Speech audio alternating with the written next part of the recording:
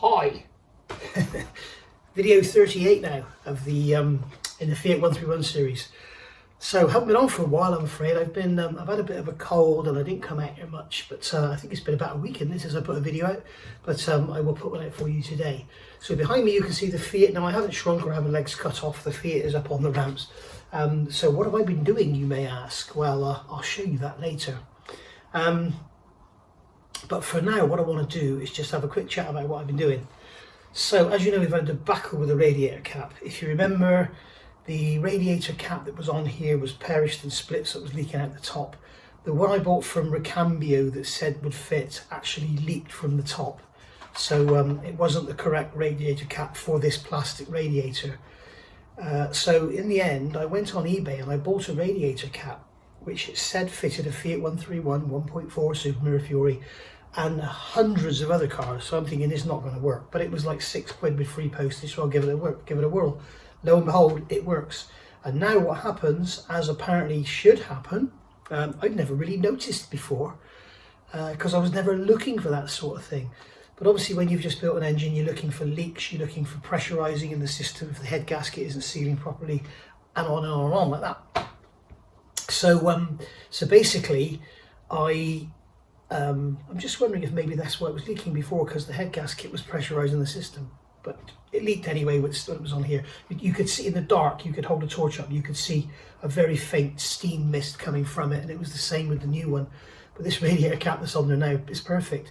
We've got the expansion bottle next to the radiator, which you can watch come up, and then as it cools you watch it go back down, and that's the way it's designed to work. It's designed for the water to expand and go into that tank, and then for it to suck it back in. The fan cuts in just as it should, then it cuts out just as it should, and you leave it running. The only thing that's very, very strange about this car, and I can't work it out, it must be something to do with the choke mechanism, but when it's ticking over, okay, you keep touching the throttle to sort of move the quadrant on the choke so it can close. But as soon as it hits anything like on the gauge 90 degrees, okay, which could be anything from 85 to 95, but on the gauge it hits 90 degrees and it goes, and if you don't catch it quickly with the throttle, it just stalls. It's like someone's just turned the fuel off. It's really weird, but it only happens at that temperature. So if you know what's going on, please let me know if you've experienced that in the past. Yes, I've got a Gazoo Racing shirt on. That's my other passion, my Toyota GR Yaris I absolutely love. And so that's that. Haven't really done much else. Really, I've taken it out for a couple of little drives. But what I plan to do today is take you along with me. Now, I've never done this before. I've got a camera mount that sticks to the windscreen. I've never done this before, so I don't know how good it's going to be. And I'll tell you now, I'll come clean. What I'm going to do is turn the camera on, drive the car, and just generally talk to the camera on and off, and then edit the living daylights out of it. So it'll be a bit bitty, but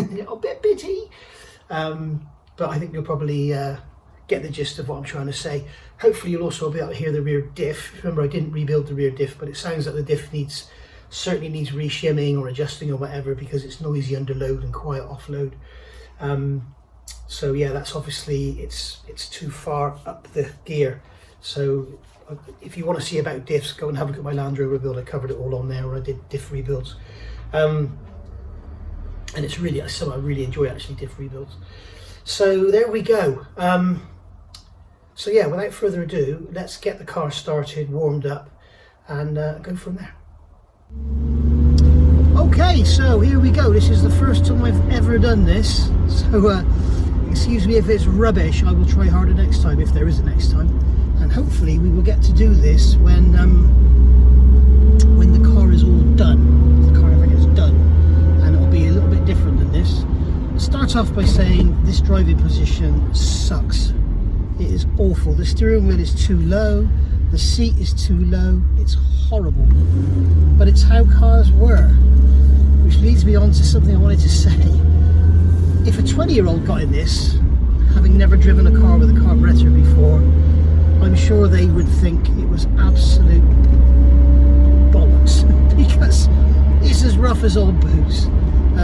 But it's how cars were. I'm talking to old friends and stuff, and they're saying, yeah, remember, you know, like these days you jump in a car and the engine management takes care of everything, and you know, runs like a dream even when it's freezing cold, but though this, you've got to let it warm up. We're currently on about 70 degrees and it's still a bit, you know, coffee and sputtery, but yeah, and you have to remember as well, it's only 75 horsepower, you know, it's got a quarter of the power of my GR Yaris, and that's only a 1600 3-cylinder, so it's worth remembering. But now here we are, we're in the car, we're on the go. Look at a roundabout, we're going to go right, so I'm not sure how the sun works with these sort of videos. There we go. And also it is left-hand drive, so you're not seeing things in reverse, the car is left-hand drive. So hopefully I won't get caught in any traffic. It's just gone 3, so the schools are kicking out. I don't trust this thing to get stuck in traffic. It may overheat, we don't know. But anyway, yeah, as you can see, it runs like a dream. Pedals are quite close together, so my big Caterpillar boots aren't much good. But all the indicators work and it drives like lovely. You can hear the diff, I'll show you that in a minute. Get on this straight bit of road. There you go, you can probably hear it now. If I come off the power. So the diff's a little bit whiny. But hey ho, it's not going to be in there much longer. Please tell me if you know, I was reading somewhere that apparently these axles are cheesecake. I thought they were quite strong, these 131 axles, but no, apparently they're not very good at all. So yeah, as you can see, it's quite bumpy. I think those front shocks aren't quite properly unseized. Well, I'm not going to worry about it on the front. On the back there was no way, because the back will slide out and lose everything. So it turns some heads there. It really does turn some heads, this little car. People look at it and think, what the hell's that? And I'm sure there's some older people looking at it and think, blimey, I remember them, my dad had one of them, my granddad had one of them. But there we go. So I'm getting to my destination, which is the pub. We're coming up to a set of traffic lights. There's going to be 100 school kids on there. And they're going to be looking at me like, why am I talking to myself? I don't think this is working very well with the sun, is it? Oh, notice the headlining as well. The headlining obviously collapsed and fell down, and somebody's done a fantastic job of repairing it. So yeah, left-hand drive for me is not a problem. Apparently it's better for rallying. I can't think why, but it's no problem to me. The only time it's a problem if you get stuck on an A road behind a truck doing 30 mile an hour and it's a 70 mile an hour limit or a 60 mile an hour limit, then you want to be able to get past it, and you can. So yeah, I've got to try and get past some people now that don't want to move over. Right, so what we'll do is we will stick this in here.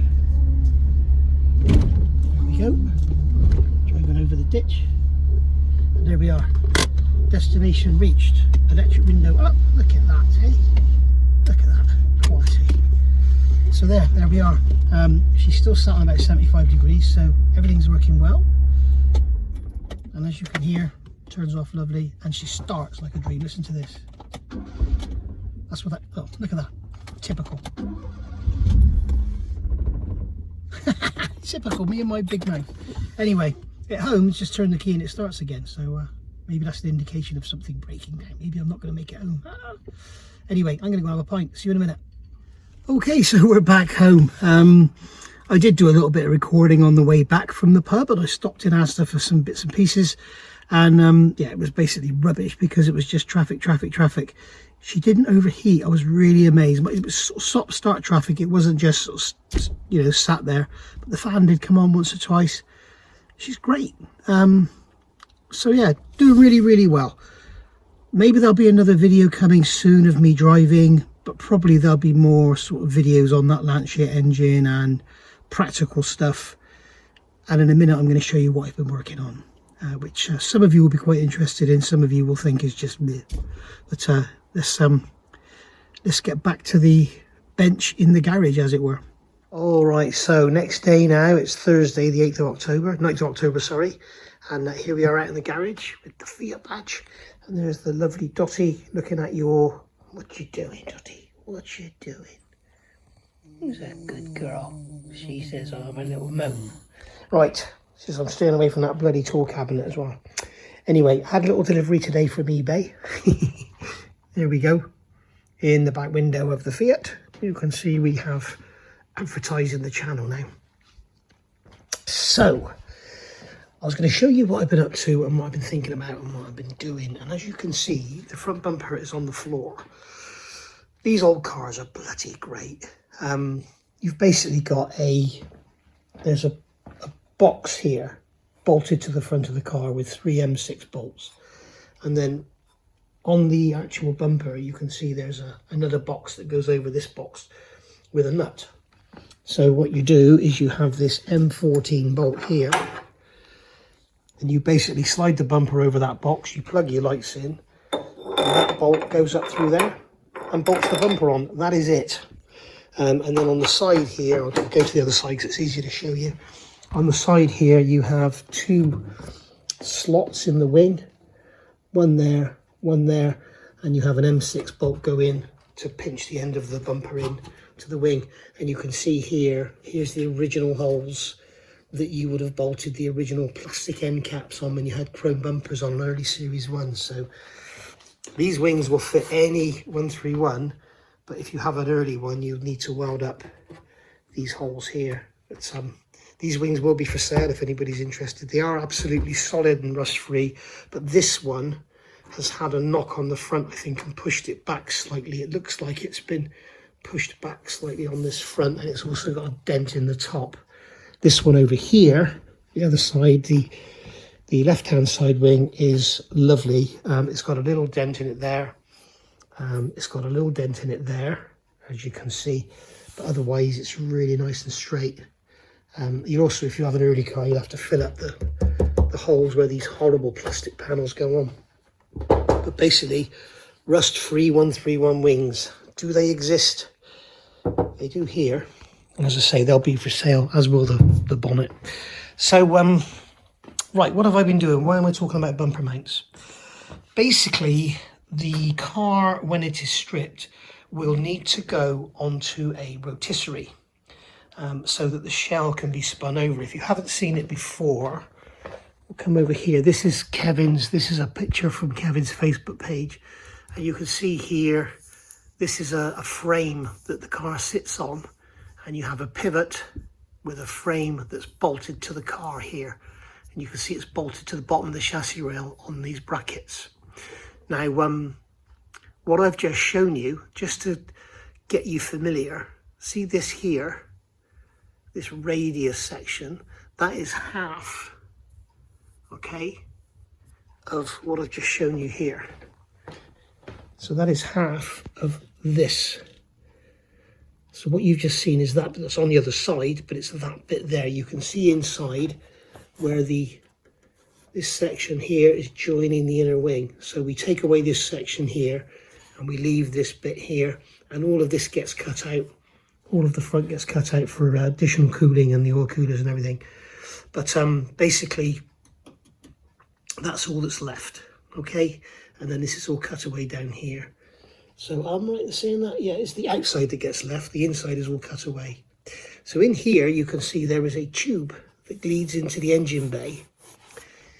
And if we come round to this side, we can see in the engine bay, okay, so what we're looking at is there's that mounting bracket there, and you can see that M6 bolt there, okay? There is the back of that bolt. I'm pointing at it now. There. So this tube is actually welded into the inner wing and the front panel, and it's a strong mounting, and this is used for the North American spec where they had to have shock absorber bumpers. So they had a section that went in there and they bolted down through. There's an M14 thread at the bottom down in there, and they bolted down through, and that's where the bumper was mounted. Now, if you look at Kevin's drawing again, which is up on the front of my cabinet, over here, mind out the way, Dotty, you can see here what Kevin's done is bolted his to a bracket on the chassis. Ah, there. Okay, now, that is an Abarth edition. There's another bracket on the inside of the chassis. The standard car has the anti-roll bar and also what is the torsion or the tension rod here on the chassis rail. You can see I'm pointing up at 2 bolts. So that is basically that. So that box I've just shown you that Kevin's got his rotisserie bolted to is welded on here onto the inner chassis rail there. Okay, now that's what he does when he first gets the car. He will weld that box on, and then he can bolt his rotisserie on, turn the car over and get all the underseat and all the rubbish off the bottom. I don't want to do that purely because I want to be able to get the car on the rotisserie before I weld these on, because I want to weld these on flat in front of my face rather than climbing underneath the car to get them welded on.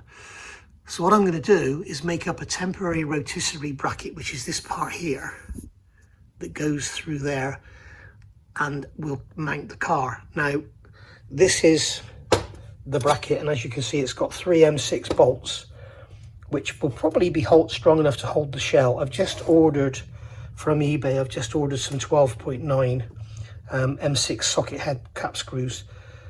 They'll be much stronger than these. These are 8.8s. These are the standard Fiat bolts.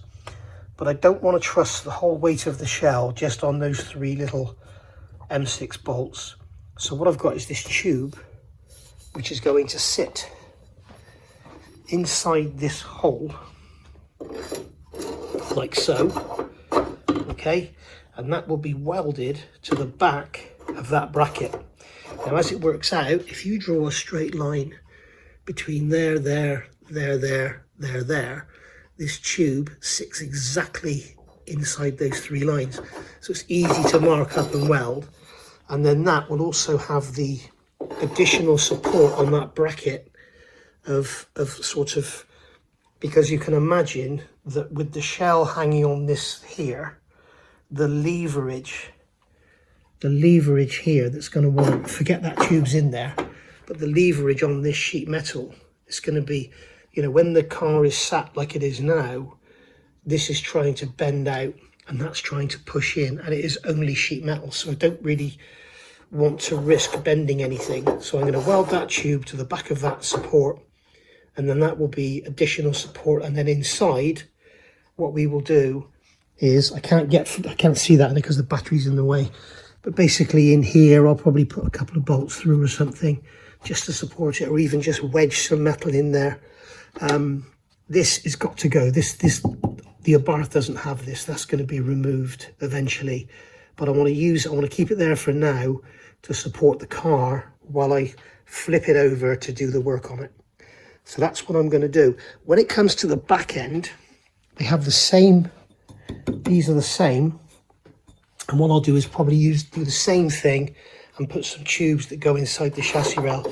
Now they'll be more professional, if you like, because they'll be more permanent.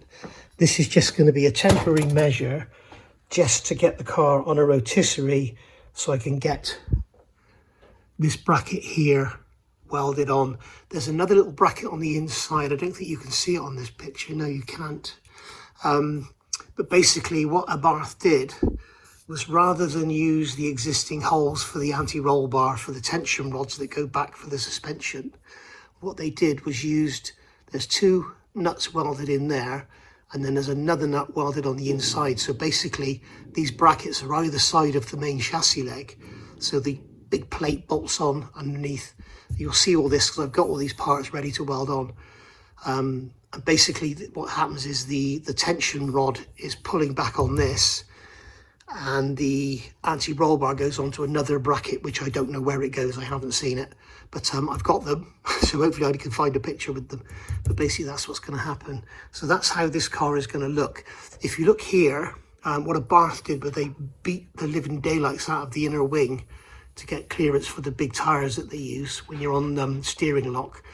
I'm going to attempt to cut metal and bend that back and everything, but that's a long way off yet. But all I'm doing at the moment is I want to just make these frames, because I've got the rest, I've got this part of the rotisserie already, but I just want to make these frames to custom suit the car, so that I'm ready when I decide to strip it. I can get, once the engine and everything is out, I can get the shell on the rotisserie and do the work. And that's what I want to do. You can see here is another picture of the back end. I've printed these off basically. I've got them in the garage just as a bit of a reference. But you can see this is the same thing. You've got the spindle there for the rotisserie, and we've got the frame, and that's bolted into the rear bumper mounts.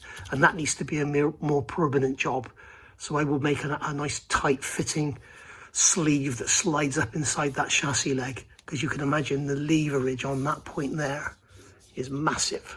So there we go. Right, I will call that a day, and we will reconvene at a later date. Oh, by the way, the fan belt, I think I mentioned before, didn't I? I got the fan belt from Amazon and it was the wrong one. I looked on the Gates website, and yep, on the Gates website, I think it was 6262 I had the fan belt. I think I showed you, didn't I? But it was basically an 818 millimeter. And the Gates website said it fits this car. It doesn't. You can't get it on. So this is a 6271, as you can see. It's an 838. And the Gates website also says this one fits the car. So I know this will fit because the belt that's currently on there is an 838. So there we go. But you can see here, if I can show you, I don't know that I can. No, I can't. I can't show you. But basically that old fan belt there, I don't know how old it is. But I mean, I've literally put that back on, run the car for probably 6 miles, and now it's loose again. So it's just that belt that's had it. It just keeps stretching. So that's why I've got a new one. Hopefully the spending will stop. But there we go. Beautiful little engine, isn't it? Right, so, and there's a beautiful little puppy there. Dotty. Hello. Right, so I'll see you all soon. It's beer o'clock. So I'm going to enjoy a beer and have a look at getting these marked up, ready for those to go on. Oh, just one other quick thing I want to show you. This is just how amazing this car is, guys. We know that when sometimes they dip these parts, you get an air lock, so you get an air pocket. Look at that. It's not even rusted. It's 43 years old. I'll see you soon, guys. Bye for now.